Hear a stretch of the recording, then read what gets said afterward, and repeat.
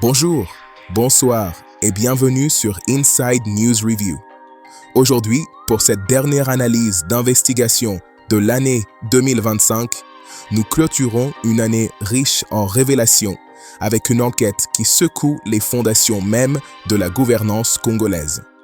Dans les entrailles rougeâtres de Kolwezi, à l'ouest de la République démocratique du Congo, des silhouettes s'activent sous un soleil de plomb. Des mains noircies par la poussière extraient un métal au nom discret, au pouvoir immense, le cobalt.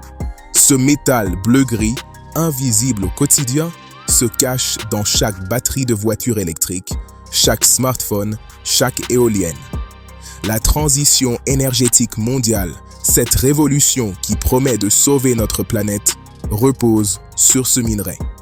Et 70% de la production mondiale provient d'un seul pays, la République démocratique du Congo. Une richesse colossale, un paradoxe cruel. Le 6 octobre 2025, le magazine d'investigation Africa Intelligence publie une enquête au titre explosif. Je cite, « Les liaisons dangereuses du clan Tshisekedi avec les cartels de pilleurs de cobalt ». Cette investigation, signée par les journalistes Olivier Liffrand et Johan Tilouine, révèle un système où des membres de l'entourage présidentiel seraient directement liés à des réseaux criminels internationaux, des cartels libanais opérant depuis Beyrouth et Dubaï, des réseaux chinois connectés aux géants du raffinage, des milliards de dollars américains qui s'évaporent chaque année des caisses de l'État congolais. Précisons d'emblée l'angle de notre analyse. Inside News Review ne se positionne pas aujourd'hui pour dénigrer la personnalité présidentielle de Félix Tshisekedi. Notre investigation met en lumière ceux qui, dans son entourage immédiat, ternissent sa gouvernance. Ses proches, ses frères, ses associés, dont les agissements présumés jettent une ombre sur les promesses de réforme du chef de l'État. Car la question n'est pas de savoir si le président est personnellement impliqué dans ces accusations. La question est de comprendre pourquoi ceux qui gravitent autour du pouvoir semblent bénéficier d'une impunité qui compromet l'ensemble du projet politique de développement de la nation congolaise. En juillet 2025, 3 mois avant la publication d'Africa Intelligence, une plainte de 80 pages atterrissait sur le bureau du parquet fédéral de Belgique. 9 membres de la famille du président y sont nommés. Des frères, des cousins, des enfants du chef de l'État. La première dame elle-même, Denise Nyakero. Les accusations sont graves. Pillage de ressources minières, blanchiment d'argent transfrontalier, détournement de fonds publics, prédation minière systématique. Ce soir, Inside News Review retrace cette affaire dans ses moindres détails. Des concessions minières du Katanga au coffre-fort de Bruxelles. Des rapports confidentiels d'Eurasian Resources Group aux audiences du parquet fédéral belge. Une enquête qui touche au cœur d'une question fondamentale, qui profite réellement de la richesse minière congolaise? Et surtout, qui salit l'image d'une présidence qui avait promis le changement. Les faits sont documentés, les montants vertigineux, les implications géopolitiques considérables. Suivez-nous dans les profondeurs de cette affaire qui pourrait redéfinir la gouvernance minière en Afrique centrale. Une dernière enquête pour 2025, avant d'entamer une nouvelle année avec, nous l'espérons, des réponses aux questions que nous posons ce soir. Pour comprendre l'ampleur du séisme qui secoue aujourd'hui les chancelleries et les salons feutrés de Kinshasa, il nous faut remonter à la source de l'onde de choc. Ce n'est pas par de simples rumeurs que le scandale a éclaté, mais par un travail minutieux de recoupement de données confidentielles qui mettent à nu les mécanismes d'un système jusque-là invisible. Plongeons dans les détails de cette investigation qui a brisé le silence. Le 6 octobre 2025 marque une date charnière dans l'histoire récente de la RDC. Africa Intelligence, cette publication franco-britannique spécialisée dans le renseignement politique et économique, dévoile une investigation de plusieurs mois. Le lendemain, TV5 Monde diffuse une interview d'Olivier Liffrand, l'un des auteurs, qui détaille les mécanismes du pillage allégué. L'enquête repose sur des sources primaires rarement accessibles au public. des rapports internes du groupe minier kazakh Eurasian Resources Group constituent l'ossature de l'investigation. ERG, troisième producteur de cobalt en RDC, documente depuis des années les pertes colossales subies sur ses concessions du Lualaba et du Haut-Katanga. Les chiffres avancés sont vertigineux. 2 milliards de dollars américains par an, c'est l'estimation des revenus générés par l'exploitation illégale dans l'ex-Katanga. Eurasian Resources Group déclare des pertes mensuelles de 150 millions de dollars sur ses seules concessions. La Fédération des entreprises du Congo estime que le groupe kazakh aurait perdu près de 3 milliards de dollars au total du fait de la spoliation de ses gisements. L'enquête décrit une exploitation à échelle quasi-industrielle, des excavatrices, des camions lourds, des filières clandestines d'exportation structurées. Ce n'est pas l'image traditionnelle des creuseurs artisanaux munis de pioches rudimentaires. C'est une opération coordonnée, protégée, sophistiquée. Les sites principaux mentionnés incluent Swan Mines et Kalukundi, des concessions appartenant légalement à ERG, mais où l'accès demeure problématique pour le propriétaire légitime. Un incident relaté par Africa Intelligence cristallise la complexité de la situation. Une délégation gouvernementale envoyée depuis Kinshasa pour enquêter sur une mine officiellement fermée depuis 2023 se voit refuser l'accès. Par qui? Par la garde républicaine elle-même. Cette force d'élite, théoriquement dévolue à la protection du président, bloque des représentants officiels de l'État. Olivier Liffrand commente dans son interview télévisée, je cite, « Cette situation illustre comment l'imbrication militaire familiale mafieuse rend inopérante la régulation institutionnelle. » Les noms apparaissent dans les rapports. Thierry Tshisekedi, Christian Tshisekedi, Bobo Tshisekedi, Roger Tshisekedi. 4 frères du président explicitement cités dans les documents DRG. L'enquête rapporte que ces frères sont soupçonnés de participer activement à l'exploitation minière illégale sous couverture de coopératives artisanales et d'entretenir des liens avec des cartels chinois et libanais. Christian Tshisekedi, par l'intermédiaire de sa société Weza Investment, aurait proposé en 2024 au groupe kazakh de sécuriser ses actifs. Des discussions avancées, selon Africa Intelligence, restaient sans suite. Thierry Tshisekedi se serait récemment rapproché du directeur général de la filiale africaine DRG, Nicolas Tréant. Son objectif déclaré, aider activement ERG à lutter contre le pillage dans l'espoir d'obtenir par la suite des contrats de sécurité. Contacté par Africa Intelligence, Thierry Tshisekedi a formellement démenti les accusations. Ces révélations soulèvent une question structurelle. Comment un groupe minier international peut-il perdre 150 millions de dollars chaque mois sur ses propres concessions sans que l'État réagisse efficacement? Et si l'État ne peut pas agir ou ne veut pas agir, qui tire les ficelles du silence? Mais ces membres de l'entourage présidentiel, aussi puissants soient-ils, ne pourraient opérer une telle prédation en vase clos. Pour transformer ce minerai brut en capital liquide circulant dans les circuits financiers mondiaux, il leur faut des alliés, des structures logistiques et des réseaux de raffinage. C'est ici qu'interviennent des acteurs de l'ombre, des partenaires étrangers dont les intérêts convergent avec ceux du clan, pour former une alliance souterraine redoutable. L'enquête d'Africa Intelligence nomme 2 réseaux étrangers au cœur du système de pillage. 2 cartels aux ramifications internationales, aux méthodes distinctes mais aux objectifs convergents. Extraire le cobalt congolais en dehors de tout cadre légal. Le premier réseau opère depuis les zones franches de Beyrouth et Dubaï. Africa Intelligence identifie plusieurs figures centrales. Bassel Saad et Wissam Saad, 2 frères, Ismaël Al-Farhan. Ces opérateurs disposent, selon l'enquête, d'appui au sein de la 22e région militaire de la RDC et de la garde républicaine. Ces connexions facilitent les mouvements de minerais et le déploiement d'équipements lourds sur les sites d'extraction. Le rapport interne d'ERG établit une connexion particulièrement sensible. des hommes d'affaires libanais impliqués dans l'exploitation de la concession 591 seraient liés au cartel Congo Futur. Ce groupe figure sur la liste des sanctions américaines depuis 2010 pour avoir prétendument versé des fonds au Hezbollah.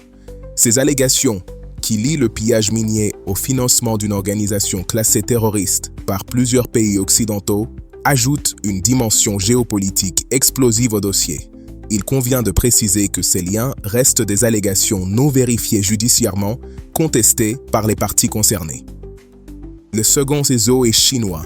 L'enquête cite Yan Weijie, connu sous le pseudonyme Ken, et Jiang Yunpeng. Ces opérateurs agiraient via des filiales de groupes miniers chinois majeurs.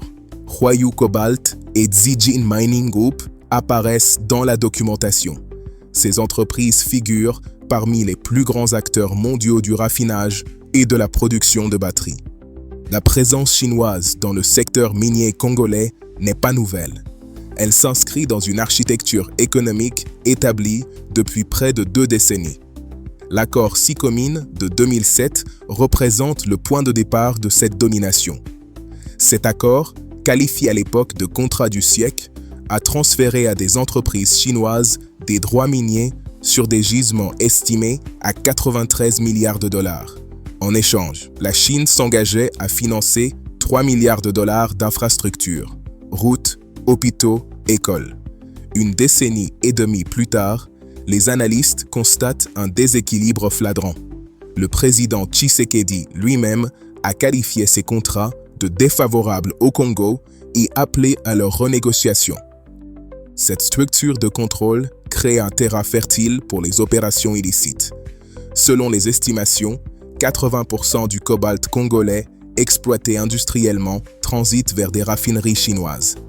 La Chine contrôle 65 à 72% du raffinage mondial de cobalt. Cette intégration verticale des mines congolaises aux usines de batteries chinoises laisse peu de marge de manœuvre au gouvernement de Kinshasa pour contrôler les flux réels de minerais. Les cartels exploitent cette opacité. Entre l'extraction dans les carrières du Lualaba et l'arrivée du cobalt raffiné dans les cathodes des batteries, les opportunités de détournement se multiplient. Les coopératives artisanales servent de couverture légale. Les entités de traitement opérant sans véritable contrôle de traçabilité absorbent les minerais de provenance douteuse. Les checkpoints informels, jalonnant la route vers la frontière zambienne, prélèvent leurs dîmes à chaque passage. Jean-Pierre Okenda, expert en gouvernance pour l'ONG Sentinel of Natural Resources, résume la situation dans une interview accordée à African Business en novembre 2025. Je cite: « Une entreprise peut se voir autoriser l'export de 10 000 tonnes ce mois-ci sans savoir ce qu'il en sera le mois prochain. Cette imprévisibilité invite à la négociation et au Congo, négociation signifie souvent corruption. La jonction entre cartels étrangers et élites locales constitue le nœud du problème. L'enquête d'Africa Intelligence suggère que cette jonction passe par des membres de la famille présidentielle qui serviraient d'intermédiaires, de facilitateurs ou de protecteurs. La question de leur rôle exact, actif ou passif, direct ou indirect, reste au cœur des investigations judiciaires en cours. Si ces révélations journalistiques dressent un portrait accablant des réseaux de pillage, elles ont surtout servi de catalyseur à une riposte judiciaire sans précédent. Car l'impunité, si souvent dénoncée sur le sol congolais, se heurte désormais à une réalité juridique internationale, la double nationalité de certains protagonistes. Ce qui se jouait dans les mines du Lualaba se transporte maintenant dans les cabinets d'instruction européens. Là où les preuves commencent à s'accumuler officiellement. Le 8 juillet 2025, bien avant la publication de l'enquête d'Africa Intelligence, une délégation congolaise se présente discrètement au parquet fédéral de Belgique à Bruxelles. Des représentants d'ONG katangaises, 4 anciens dirigeants de la GECAMINE, la Société minière d'État et les avocats Bernard et Brieuc Minga, spécialisés dans les affaires de corruptions internationales et de droits humains. Ils déposent une plainte de 80 pages intitulée « Dénonciation de faits ». Ce document vise 9 personnes, toute détentrice de la nationalité belge. Cette double nationalité établit la compétence de la justice belge pour connaître de ces accusations. Les personnes nommées dans la plainte forment un cercle concentrique autour du président. Denise Nyakero, la première dame, Christian Tshisekedi, Jacques Tshisekedi et Jean-Claude Tshisekedi, frères du chef de l'État. Fanny et Anthony Tshisekedi, enfants du président. Berthe Tshisekedi, décrite comme une cousine. D'autres proches complètent la liste. Les accusations sont formulées avec précision. Pillage de ressources minières dans les provinces du Lualaba et du Haut-Katanga. Blanchiment d'argent transfrontalier. Détournement de fonds publics. Prédation minière systématique via des sociétés écrans et des coopératives. La plainte qualifie les accusés de complices d'actes de corruption et d'autres activités criminelles. Maître Bernard Minguin précise la stratégie juridique dans plusieurs interviews. Je cite: « Je suis effectivement impliqué dans le dépôt d'une plainte concernant les prédations dans le secteur minier en RDC. Mes clients se plaignent de prédations effectuées par divers opérateurs économiques, principalement chinois, mais aussi des membres de la famille immédiate du président Félix Tshisekedi. » L'avocat ajoute: « Nous prévoyons de déposer des plaintes tant en RDC qu'en Belgique, étant donné que les membres de la famille concernée détiennent également la nationalité belge. » Les montants évoqués dans la plainte sont qualifiés de colossaux par les plaignants. Ils font référence aux remblais miniers, ces dépôts de minerais extraits et stockés pour usage futur, qui contiendraient, selon les experts de la Gécamine, 298 millions de tonnes de cuivre-métal et plus de 1,9 million de tonnes de cobalt.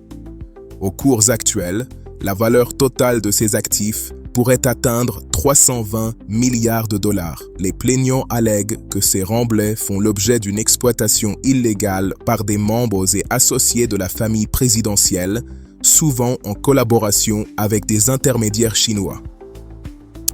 Sur ce volet précis des avoirs et des mécanismes d'enrichissement présumés, Inside News Review a consacré une analyse approfondie distincte, intitulée « Les avoirs de la famille présidentielle, enquête sur le pillage des richesses congolaises ».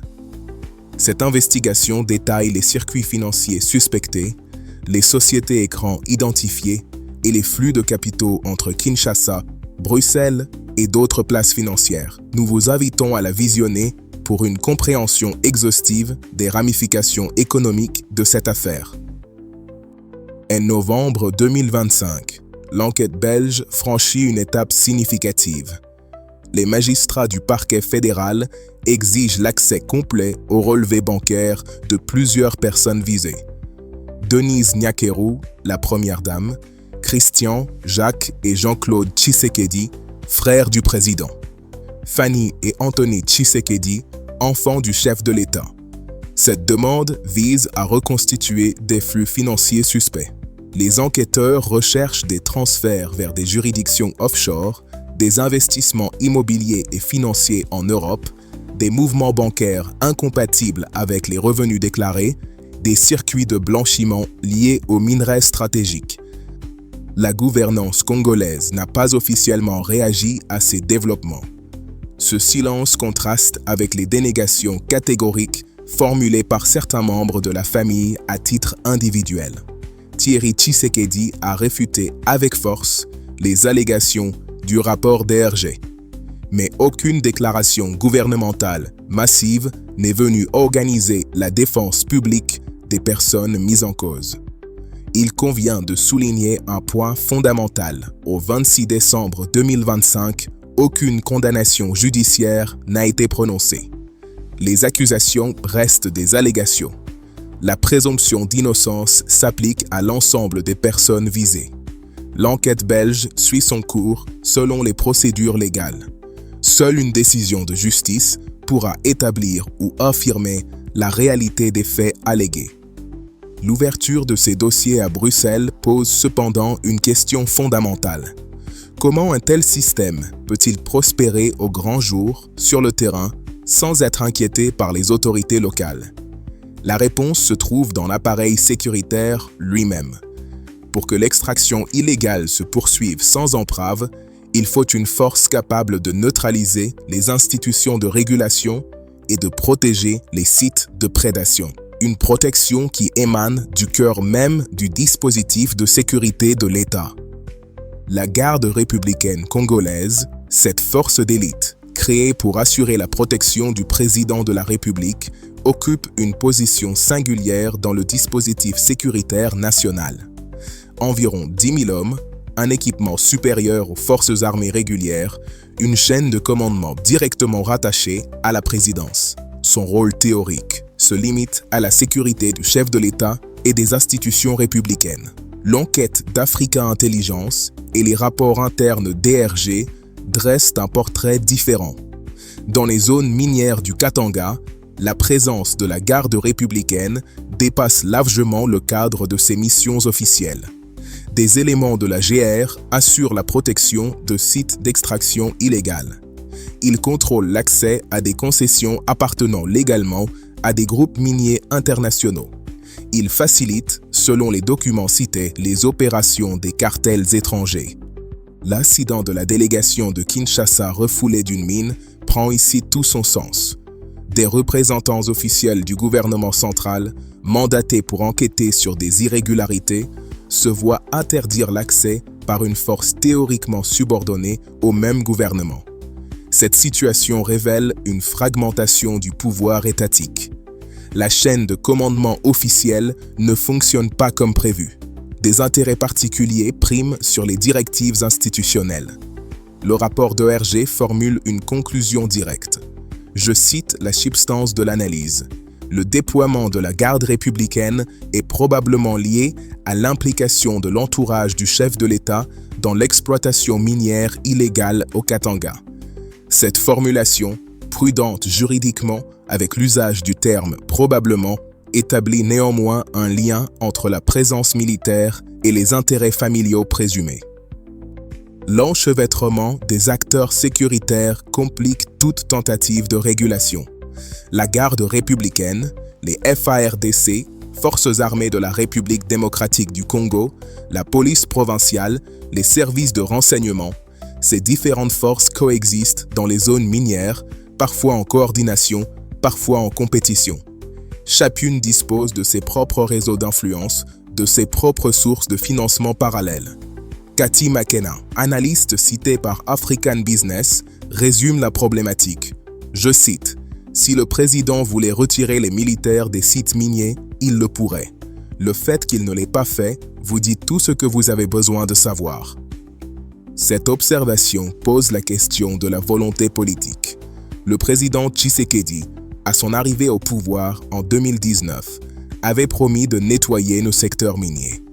Son administration avait annoncé un renforcement de la surveillance, des audits des joint ventures, une répression de l'exploitation illégale. 6 ans plus tard, les observateurs constatent que le système demeure largement inchangé. L'écart entre les promesses de Kinshasa et la réalité de Kolwezi reste béant. Les coopératives minières illustrent ce décalage. Ces structures, théoriquement destinées à organiser l'exploitation artisanale légale, sont souvent contrôlées par des élites politiques.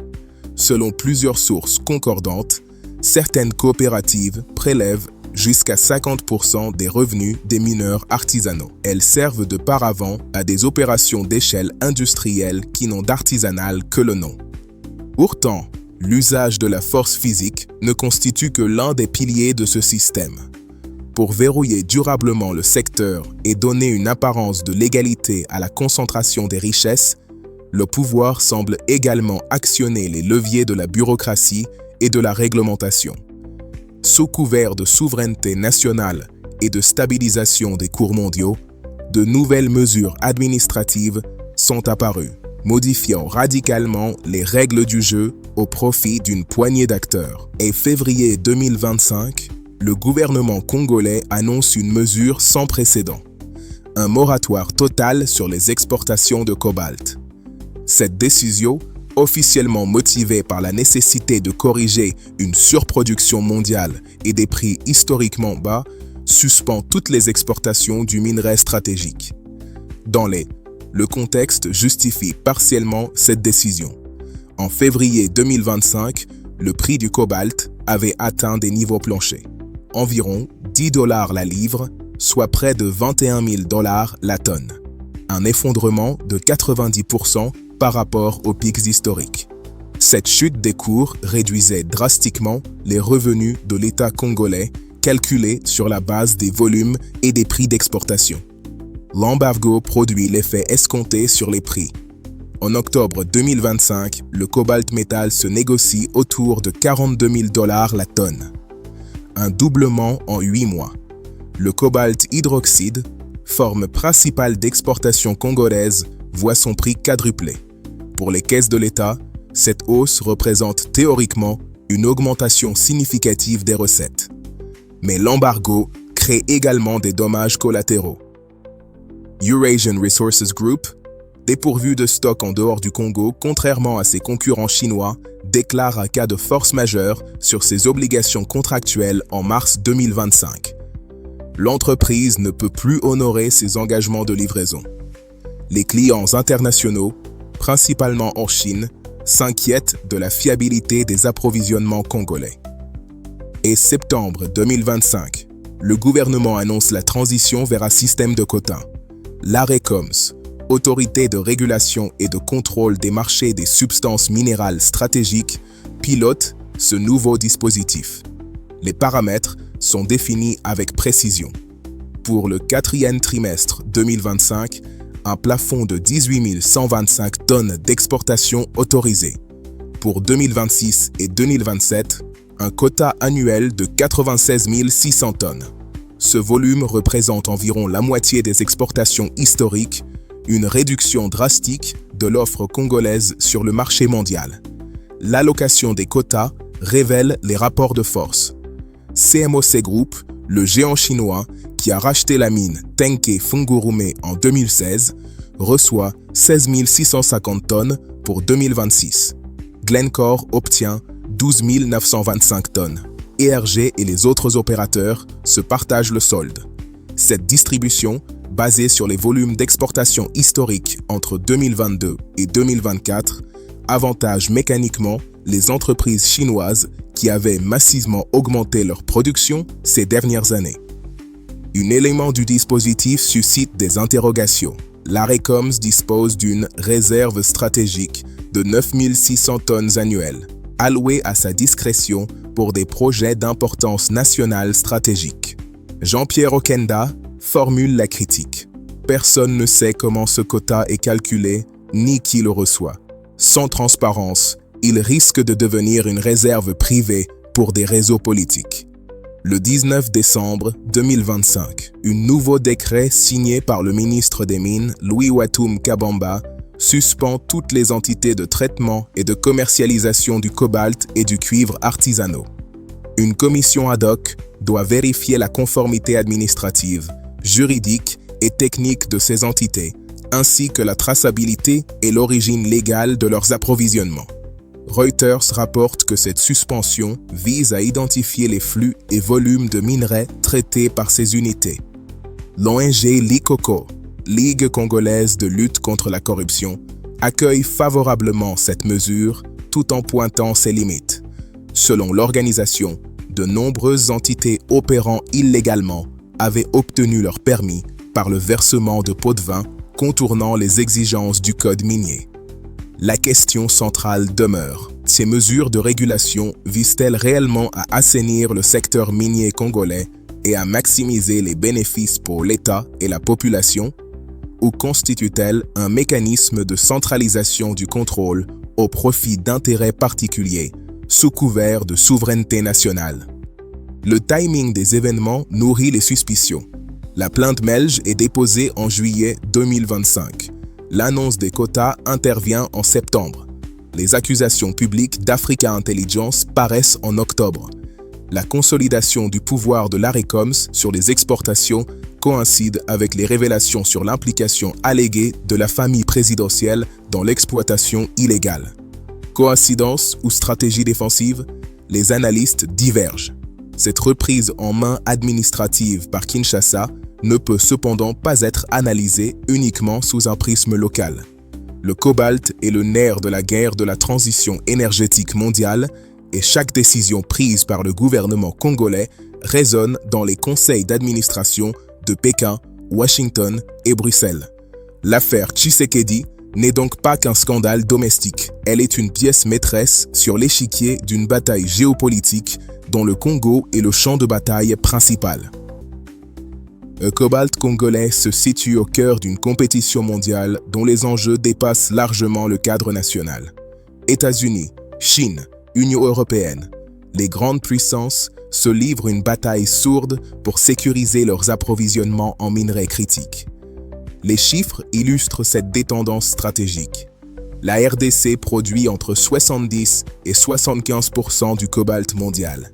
En 2024, la production congolaise a atteint 198 844 tonnes de cobalt métal contenu, selon le bulletin statistique du ministère des Mines publié en janvier 2025. Cette position dominante confère au Congo un pouvoir de marché considérable, mais également une vulnérabilité aux pressions extérieures. La chaîne de valeur du cobalt révèle un déséquilibre structurel. Le Congo extrait.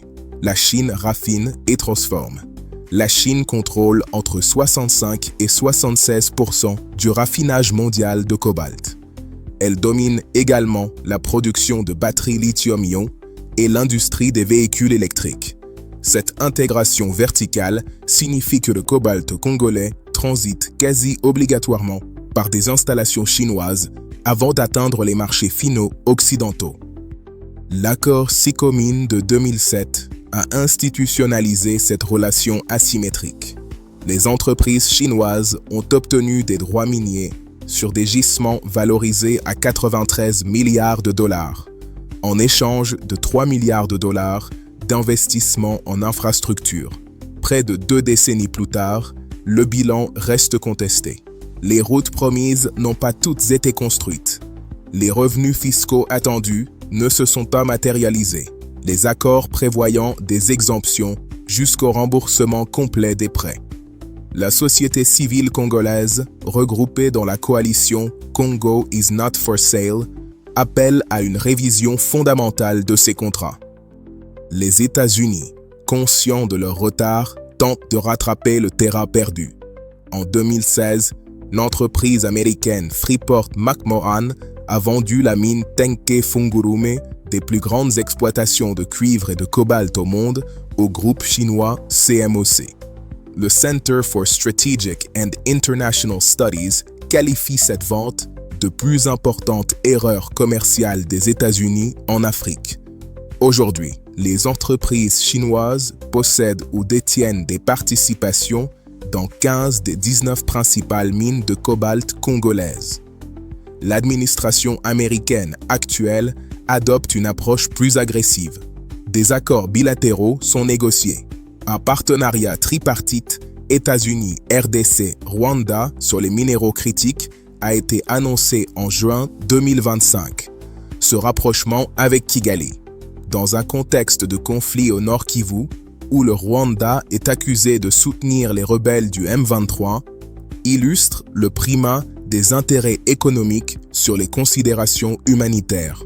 L'Union européenne a signé son propre accord avec le Rwanda, d'un montant de 935 millions de dollars pour l'accès aux minéraux critiques. Le président Tshisekedi a qualifié cet accord de complicité dans le vol et le pillage du Congo, pointant les accusations de contrebande de minerais congolais via le territoire rwandais. Dans ce contexte géopolitique tendu, l'affaire Tshisekedi Cobalt acquiert une dimension supplémentaire. Une enquête belge, conduite par un pays membre de l'Union européenne, peut être interprétée de multiples façons. Un exercice de justice indépendante contre la corruption transnationale. Un levier de pression diplomatique sur un gouvernement jugé trop proche de Pékin. Un moyen pour l'Occident de déstabiliser un régime afin de renégocier les termes de l'accès aux minerais congolais.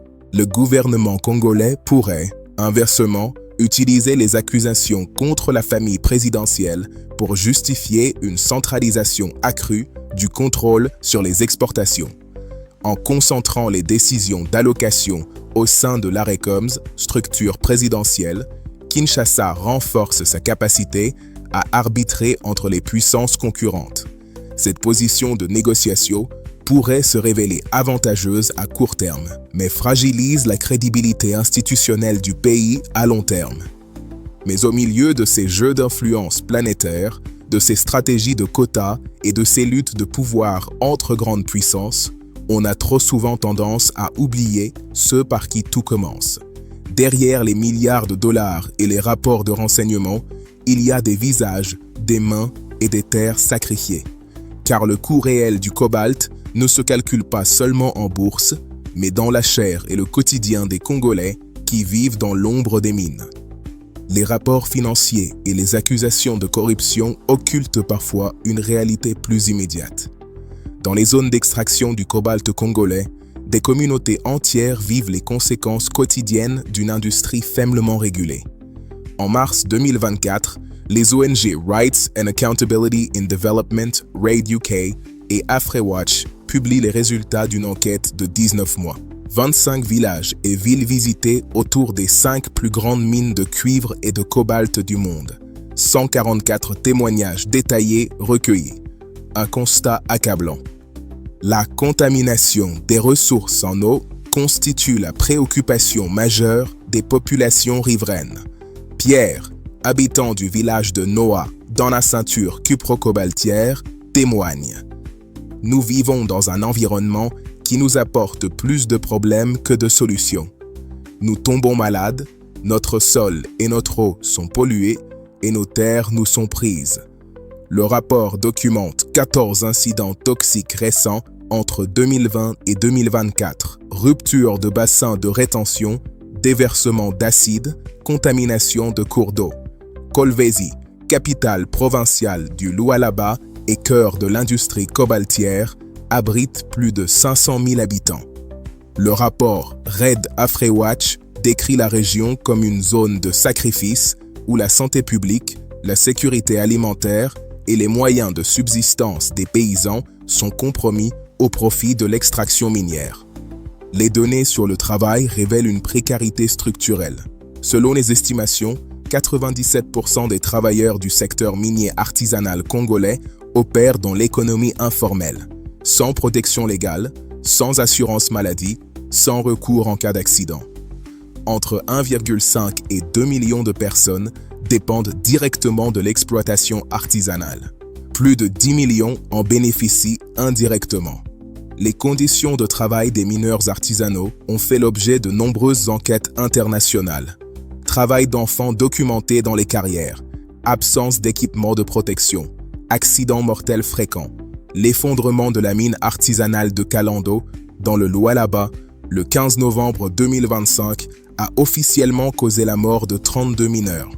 Le bilan réel pourrait être plus élevé, de nombreux corps n'ayant pas été retrouvés au moment de la publication des chiffres. Cet accident a mis en lumière un autre aspect du problème. Selon plusieurs sources, le propriétaire de la société My2K Mining SARL, exploitante du site, s'appellerait Kali Kalala Tshisekedi.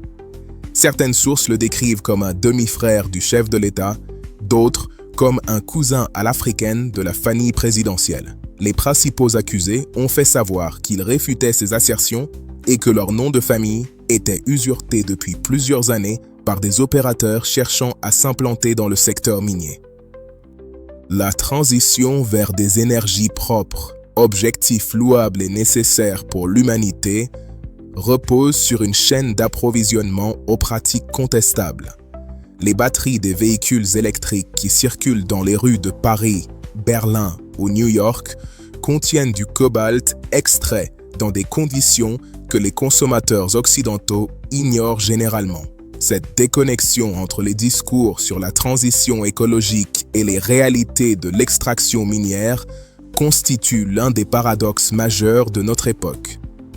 Le Cobalt Institute, organisation professionnelle du secteur, reconnaît que la demande de cobalt provenant de l'industrie des véhicules électriques a dépassé pour la première fois en 2021 celle de tous les autres secteurs avec 34% du marché. Cette proportion devrait dépasser 50% avant 2026. La pression sur les gisements congolais et sur les communautés qui les entourent ne fera que s'intensifier. Face à ce tableau qui mêle détresse humaine, manœuvres géopolitiques et soupçons de corruption au plus haut sommet de l'État, il devient impératif de prendre de la hauteur. Au-delà des noms cités et des chiffres vertigineux, quelle est la vérité structurelle que cette affaire nous enseigne sur l'avenir de la nation? Est-ce un accident de parcours ou le reflet d'un système conçu pour ne jamais changer? Au terme de cette enquête, une question fondamentale émerge. L'affaire Tshisekedi Cobalt constitue-t-elle un cas isolé de dérive familiale ou le symptôme d'une pathologie systémique affectant la gouvernance des ressources naturelles en République démocratique du Congo ou en Afrique? Les éléments rassemblés suggèrent la seconde hypothèse. Le pillage allégué des concessions d'Eurasian Resources Group ne représente qu'une fraction du problème. L'ensemble du secteur minier congolais souffre d'une opacité structurelle. Les contrats signés avec les entreprises chinoises demeurent largement confidentiels. Les revenus réels tirés de l'extraction minière restent difficiles à évaluer. La traçabilité des minerais, depuis la mine jusqu'à l'exportation, présente des failles béantes. Le ministre de la Justice, Guillaume Gueffa, a annoncé le 28 octobre 2025 que la Commission nationale de lutte contre les activités minières illégales avait achevé une enquête révélant l'implication de civils, d'étrangers, de soldats et de policiers dans le pillage de minerais. Il a exhorté le procureur général à engager des poursuites formelles contre les personnes citées dans le rapport, indépendamment de leur nationalité ou de leur grade militaire. Mais il reste incertain si des membres de la famille Tshisekedi figurent sur cette liste et si des poursuites seront effectivement engagées. L'enquête belge progresse selon ses propres temporalités. Les relevés bancaires ont été exigés en novembre 2025. L'analyse des flux financiers prendra des mois, voire des années. Une éventuelle mise en accusation formelle, suivie d'un procès, pourrait ne pas intervenir avant plusieurs années. Et même en cas de condamnation en Belgique, l'exécution des sanctions en RDC demeurerait problématique. Entre-temps, le système continue de fonctionner. Les quotas d'exportation sont alloués par l'ARECOM. Les checkpoints jalonnent la route de Kolwezi à la frontière zambienne. Les coopératives artisanales absorbent le cobalt de provenance indéterminée. La garde républicaine patrouille dans les zones minières. Les prix du cobalt fluctuent au gré des décisions de Kinshasa et des anticipations des marchés chinois. La crédibilité de la démocratie minière congolaise, pour reprendre l'expression des observateurs, dépendra de plusieurs facteurs dans les mois à venir. La transparence des allocations de quotas par l'ARECON, les résultats concrets de l'enquête belge et les éventuelles sanctions qui en découleront. La capacité du système judiciaire congolais à conduire des poursuites locales indépendantes. L'engagement continu des ONG et des médias pour documenter les violations. Sans régulation crédible et sans responsabilisation des acteurs, le secteur minier congolais risque de perpétuer un paradigme de prédation où la transition énergétique mondiale reste construite sur l'exploitation d'une population qui n'en tire que marginalement profit. Aujourd'hui, Inside News Review vous a conduit des carrières de Kolwezi au bureau du parquet fédéral de Bruxelles. Des rapports confidentiels d'Eurasian Resources Group aux témoignages des communautés riveraines des mines. Des cartels libanais et chinois au couloir du pouvoir à Kinshasa. L'affaire Tshisekedi Cobalt pose des questions qui vous concernent directement. Savez-vous d'où provient le cobalt de la batterie de votre téléphone? Connaissez-vous les conditions dans lesquelles il a été extrait? Acceptez-vous que la transition énergétique, présentée comme une avancée pour l'humanité, se construise sur la perpétuation de pratiques prédatrices dans les pays producteurs de minerais critiques? La République démocratique du Congo dispose des ressources pour devenir l'une des nations les plus prospères d'Afrique. 70% du cobalt mondial. des réserves de cuivre, de lithium, de coltan parmi les plus importantes de la planète. Une population jeune et dynamique. Pourquoi ces richesses ne profitent-elles pas à ceux qui vivent au-dessus d'elles? Les enquêtes en cours belges et congolaises apporteront des réponses partielles. Mais la transformation structurelle du secteur minier congolais ne viendra pas des tribunaux seuls. Elle nécessitera une pression citoyenne constante, nationale et internationale. Elle exigera une transparence que les acteurs actuels du système n'ont aucun intérêt à promouvoir. Elle impliquera des choix difficiles pour les puissances occidentales, tiraillées entre leur discours sur la bonne gouvernance et leur appétit pour les minerais critiques. Le cobalt congolais continuera d'alimenter les batteries du monde. La question est de savoir si cet or bleu deviendra enfin un levier de développement pour le peuple congolais ou s'il restera la malédiction qu'il a trop longtemps été. Merci de votre attention et de votre fidélité à Inside News Review. Nous vous invitons à poursuivre cette réflexion, à approfondir vos recherches, à questionner les récits dominants. Le débat est ouvert. Partagez vos analyses, vos interrogations, vos témoignages. Rendez-vous pour notre prochaine émission. D'ici là, que la paix et la justice accompagnent notre nation et notre continent. Inside News Review. Ouvrir les yeux, comprendre le monde.